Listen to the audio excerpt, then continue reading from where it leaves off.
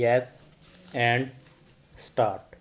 Madam, I do not have animosity towards that language and I do not have any hatred towards that language. I have got great respect for the Hindi speaking people and for the Hindi language, but I will not give it more love and more respect that I would give to my language. I love my own language and my own mother tongue more than anything else. That is the point we are stressing. Is it not a fact that these people get more advantage because of this? In the year 1950, it was said that Hindi would be the official language of India and English also would continue.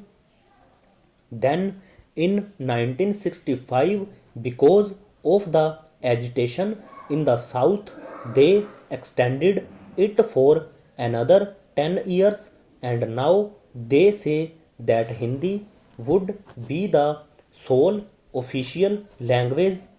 If at all a person is to be considered really an Indian, he should tolerate the Hindi imposition and he must read and write in that language.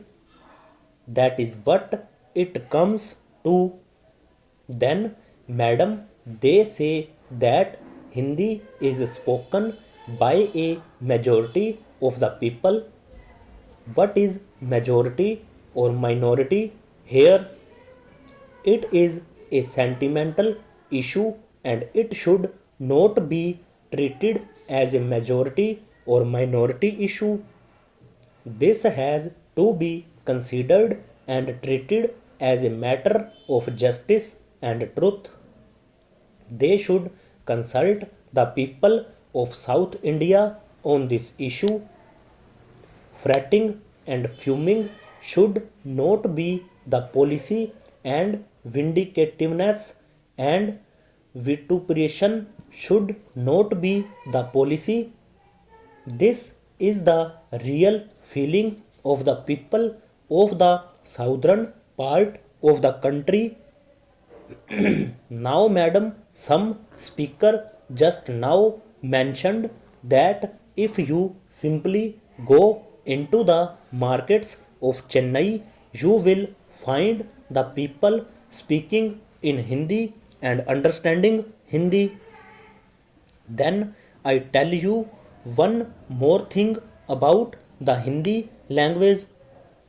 They talk about majority and minority. What is majority? Majority means 51% of the population of this country who are speaking Hindi, but even according to the census report, it was stated that 42% of this country are in a position to understand Hindi. Even among this 42%, there are other groups belonging to the language like Punjabi, Urdu, etc.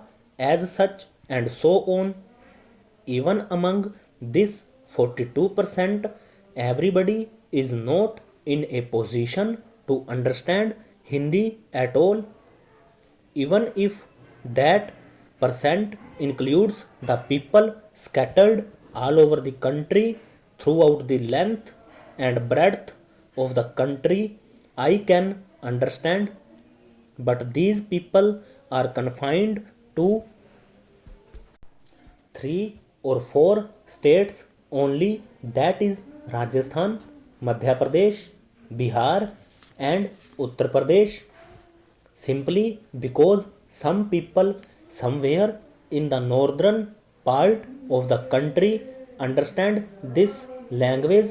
You cannot ask the persons from the southern part of this country to accept it, and you cannot ask the people from the southern part of the country, particularly the Tamilians to learn this language and accept this as the sole official language, read this constitutional language and follow this language, do all the day to day transactions and other transactions, political or social, in that language.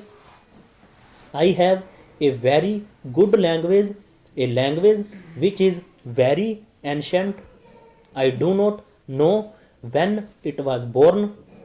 It was born even before the appearance of mud and stone, a language spoken by my forefathers, a language in which our poets have given sermons and written scriptures, a language in which not only sermons and scriptures are available in plenty but thousands and thousands of literary works and novels are there. But I am not asking that language to be introduced as the sole official language for the whole of this country. If at all anybody has to come forward and ask others to learn a particular language, it is I who should ask them to learn this language. But nobody would come forward and say, let us introduce Tamil as the sole official language.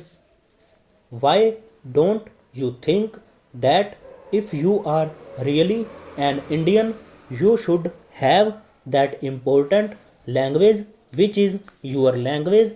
And if you should, and if you at all are an Indian, you should accept that important language also. Madam, in our constitution, we have accepted the community called the Anglo Indian community. We have accepted that community in our constitution, and that Anglo Indian community is a minority community, and that minority community speaks English and English as its mother tongue.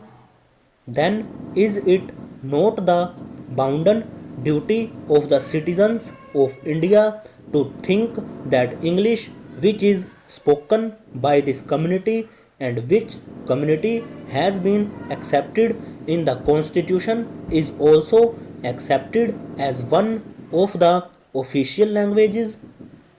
Madam, English is not the mother tongue of the Britishers alone. They had also to import many words from so many sources, and English has become a very wonderful thing, and it has now become a language which is understood by the entire world. It is a language through which we can understand technical know how over.